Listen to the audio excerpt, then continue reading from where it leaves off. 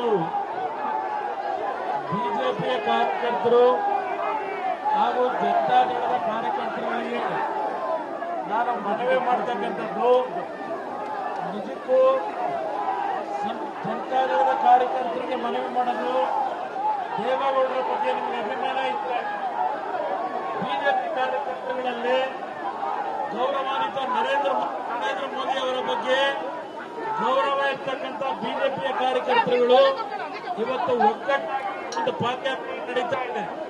ಅದಕ್ಕೆ ಉಳಿ ಇಡ್ತಕ್ಕಂಥ ವ್ಯಕ್ತಿಗಳಿಗೆ ಯಾವುದೇ ಕಾರಣಕ್ಕೂ ಮರಳಾಗಬೇಡಿ. ಬಿಜೆಪಿ ನಮ್ಮ ಹೊಂದಾಣಿಕೆಯನ್ನು ಹೊಡಿಲಿಕ್ಕೆ ಸಾಧ್ಯ ಇಲ್ಲ.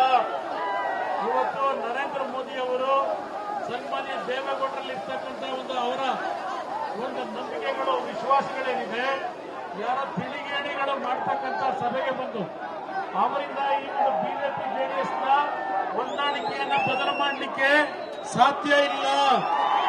ಬಿಜೆಪಿಯ ಕಾರ್ಯಕರ್ತರಿಗೆ ಮನವಿ ಮಾಡ್ತಾರೆ, ಯಾವ ಕಾಂಗ್ರೆಸ್ನ ನಾಯಕರುಗಳ ಜೊತೆಗೂಡಿ ಇವತ್ತು ಬಿಜೆಪಿಯ ಮತ್ತು ಜೆಡಿಎಸ್ನ ಸಂಬಂಧವನ್ನು ಹಾಳು ಮಾಡಬೇಕು ಅಂತಿದ್ದಾರೆ. ಅಂತವ್ರನ್ನ ಬಿಜೆಪಿ ಕಾರ್ಯಕರ್ತರುಗಳು ಎಚ್ಚರಿಕೆಯಿಂದ ದೂರ ಇಡತಕ್ಕಂಥ ಕೆಲಸವನ್ನು ತಾವು ಮಾಡಬೇಕು. ಜನತಾದಳದ ಕಾರ್ಯಕರ್ತರು ನಾನು ಹೇಳೋದಷ್ಟೇ, ಅತ್ಯಂತ ಯಶಸ್ವಿಯಾಗಿ ಈ ಕಾರ್ಯಕ್ರಮ ವಿಜೇಂದ್ರ ಅವರು, ನಿಖಿಲ್ ಕುಮಾರಸ್ವಾಮಿ ಅವರು ಒಂದು ತಾಯಿ ಮಕ್ಕಳ ತರ ಒಟ್ಟಾಗಿ ಇವತ್ತು ಈ ಪಾದಯಾತ್ರೆಯಲ್ಲಿ ಜೆಡಿಎಸ್ನ ಬಿಜೆಪಿಯ ಕಾರ್ಯಕರ್ತರು ಇವತ್ತೇನು ಈಗಿನ ಕಾಂಗ್ರೆಸ್ ಸರ್ಕಾರದ ಅಕ್ರಮಗಳ ವಿರುದ್ಧ ಒಂದು ಧ್ವನಿಯನ್ನು ಹೋರಾಟವನ್ನು ಮಾಡಲಿಕ್ಕೆ ನಿಮ್ಮ ಜೊತೆಗೂಡಿ ಪಾದಯಾತ್ರೆಯಲ್ಲಿ ಭಾಗವಹಿಸಿದ್ದಾರೆ. ಈ ಭಾಗವಹಿಸಿರ್ತಕ್ಕಂಥ ಎಲ್ಲ ನನ್ನ ಕಾರ್ಯಕರ್ತ ಬಂಧುಗಳಿಗೆ ಈ ಒಂದು ಪಾದಯಾತ್ರೆ ನಮ್ಮ ಹೋರಾಟ ಇರ್ತಕ್ಕಂಥದ್ದು ನಾಡಿನ ರೈತ ವಿರೋಧಿ ಸರ್ಕಾರ. ಇವತ್ತು ಯಾವೊಂದು ಸರ್ಕಾರದ ಅಧಿಕಾರಿಗಳಿಗೆ ರಕ್ಷಣೆ ಇಲ್ಲ.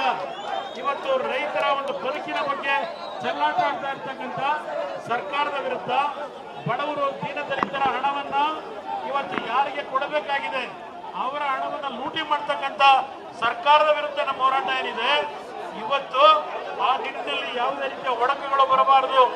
ಒಟ್ಟಾಗಿ ಒಂದು ವಾಯ್ಸ್ನಲ್ಲಿ, ಒಂದು ಧ್ವನಿಯಲ್ಲಿ ಹೋಗಬೇಕು. ದಯವಿಟ್ಟು ನಿಮ್ಮಲ್ಲಿ ಕೈ ಜೋಡಿಸಿ ಮನವಿ ಮಾಡ್ತೇನೆ.